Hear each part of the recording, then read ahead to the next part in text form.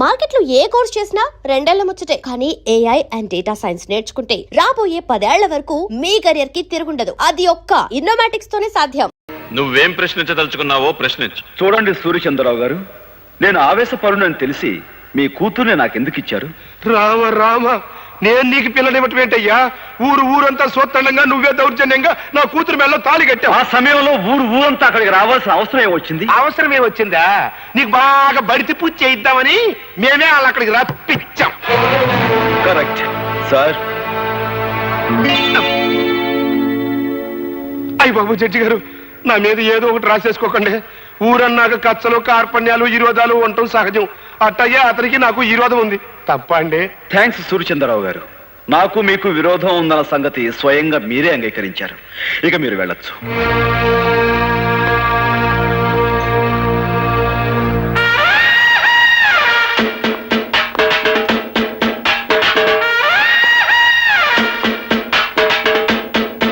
మీరు పిలవకుండానే బోన్లోకి వచ్చి నిలబడ్డారు. ముద్దాయి కావాలని కోరుకునే రెండవ సాక్షి మీరేనని మీరు ఎలా అనుకున్నారు? Sorry sir. ఆగు సార్, ఆయన నేను కొన్ని ప్రశ్నలు అడుగుతాను, దయచేసి అనుమతించండి. Yes proceed. నేను ఆ పులిరాజుని సూర్యచంద్రరావు గారి ఇంట్లో పడేసినప్పుడు మీరు అక్కడే ఉన్నారు, అవునా? అవును.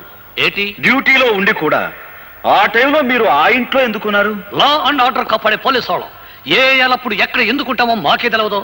190 ఎవ్వరాలుంటాయి. ఆ 191 ఎవ్వారంగా నన్ను అప్పుడే ఎందుకు అరెస్ట్ చేయలేదు? అదే ప్రశ్న.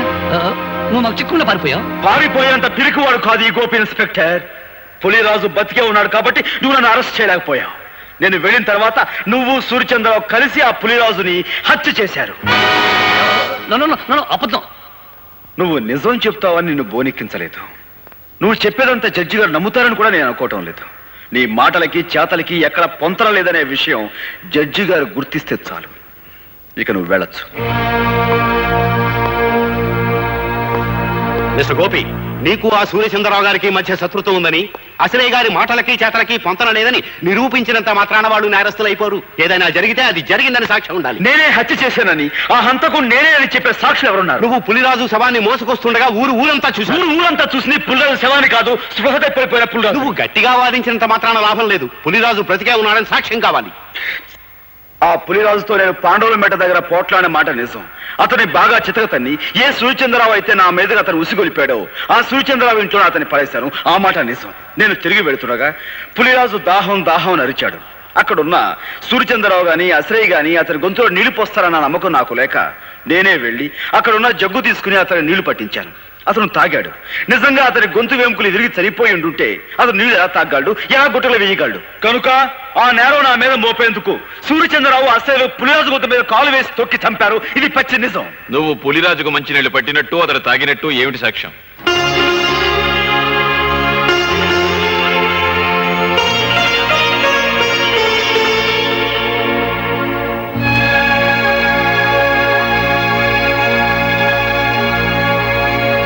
నువ్వు చెప్పేదానికి సాక్ష్యం ఏదైనా ఉంటే చెప్పు. ఆ ప్రత్యక్ష సాక్షి ప్రస్తుతం ఇక్కడ లేరు. దయచేసి మీరు నాకు 2 రోజులు గడువు ఇవ్వండి. ఈ 2 రోజుల్లో నేను సాక్షిని ప్రవేశపెట్టలేకపోతే ఆ పులిరాజును నేను చంపినట్లుగానే భావించి మీరు ఏ శిక్ష విధించినా సరే మీ ఇష్టం.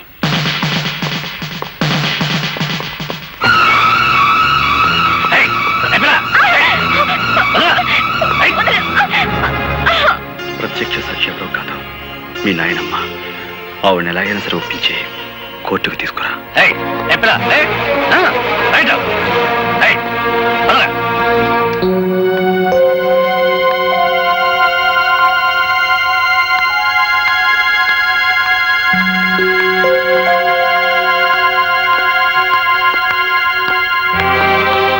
ఎవరమ్మాయి నువ్వు? గోపి గారి భార్యని.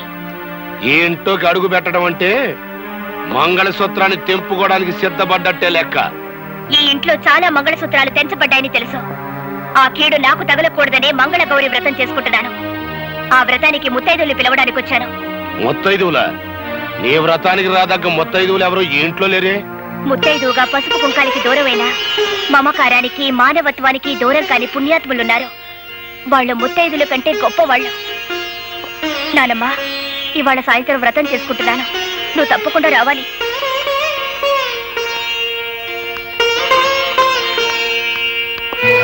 అమ్మా నువ్వు ఈ వ్రతానికి వెళ్తలేదు. వెళ్ళావు కూతురుతో పాటు నా కన్న తల్లి కూడా చచ్చిపోయిందనుకోవాల్సి వస్తుంది.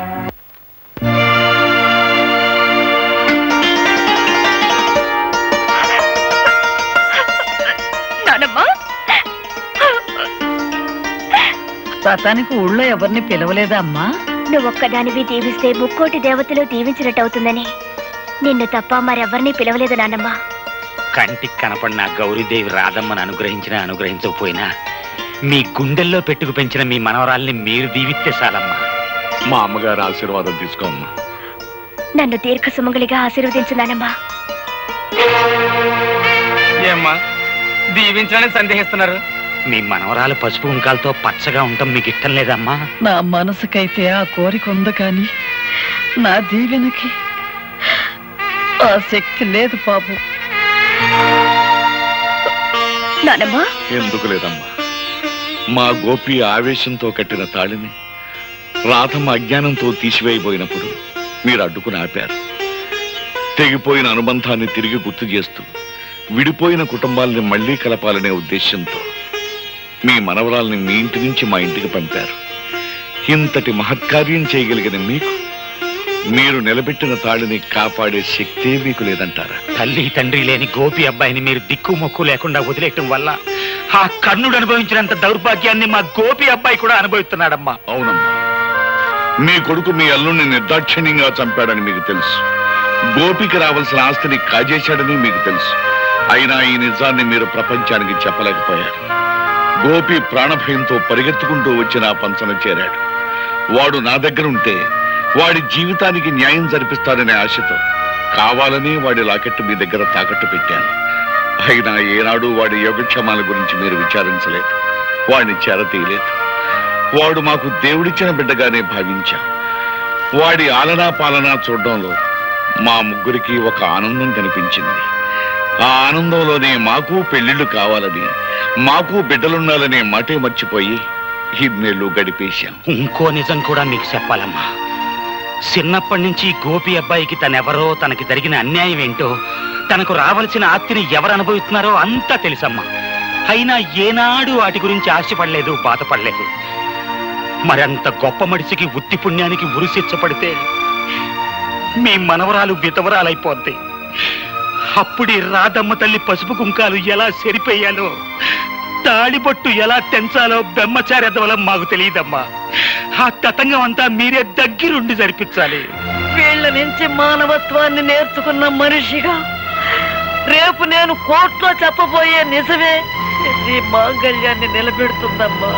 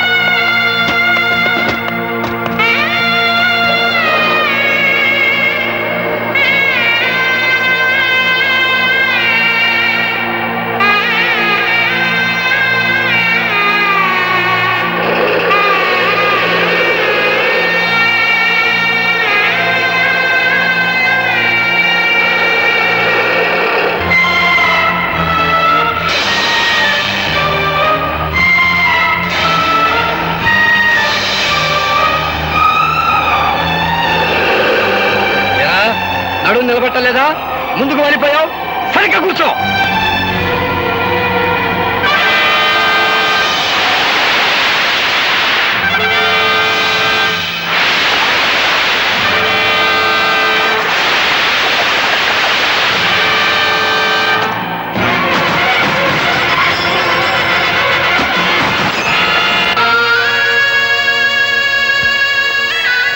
అమ్మా, ఇప్పటికే చాలా ఆలస్యమైపోయింది.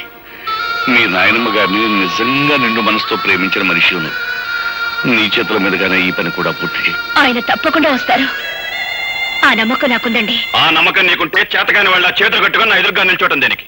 వెంటనే మన బలగాన్ని తీసుకుని శ్మశానానికి వెళ్ళు. ఆ గోపిని పట్టుకో. Yes sir.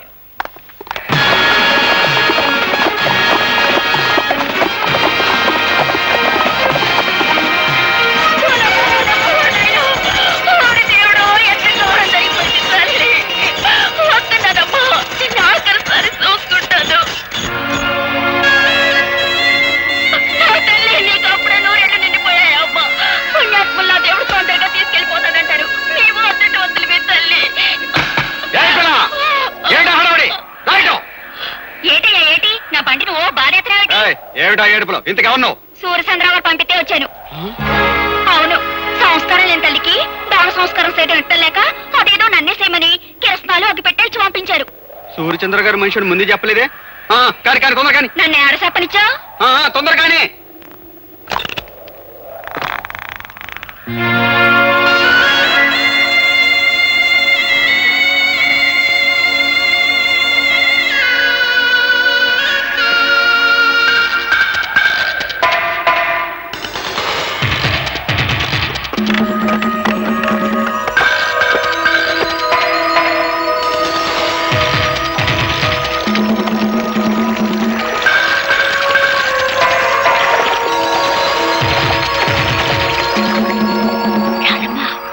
గోపి బాబు ఆ బంట్లో ఉన్నాడు.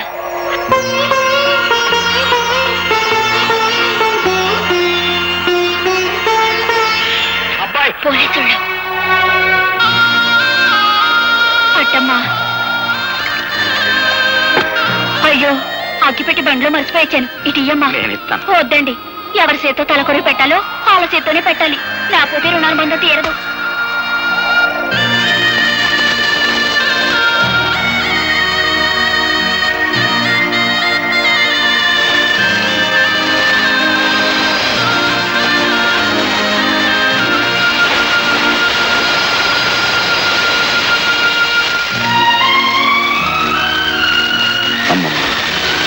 ప్రత్యక్ష సాక్షి పేరుతో నీ చావుకు నేను కారకునయ్యాను. నన్ను క్షమించు.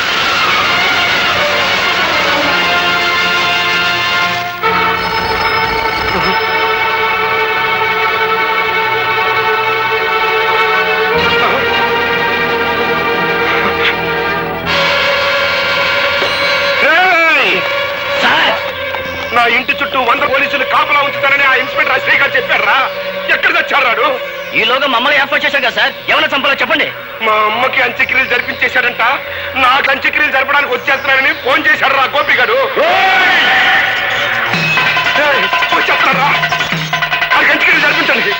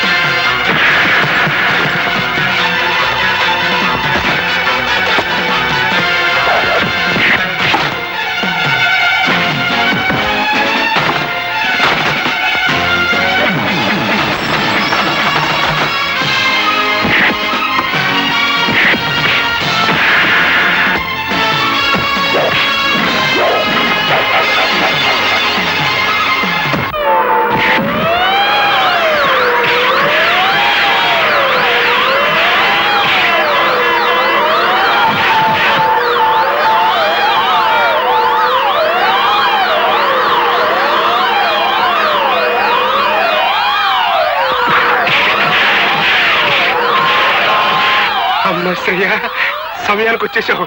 వస్తున్నా.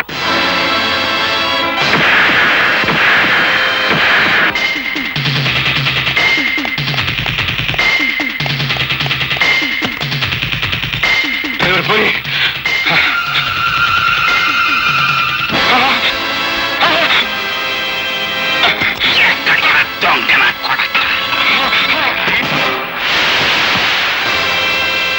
మోసం చేయటం నీకొక్కడికే తెలిసిన విద్య కాదురా. అదే మోసానికి నేను దిగజారితే నీ బతుకు చూస్తుంటా.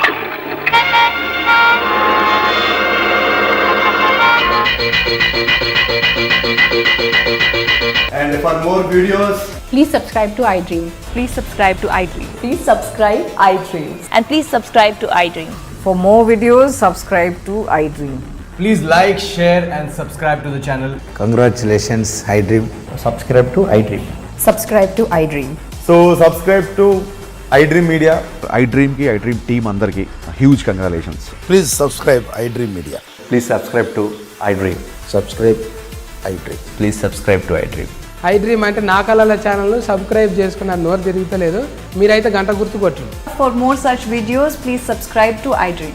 Subscribe to iDream. Please subscribe to iDream. Please subscribe iDream Media. Please do subscribe to iDream. Please subscribe to iDream Media. For best entertainment and information, please subscribe iDream. And don't forget to subscribe to iDream.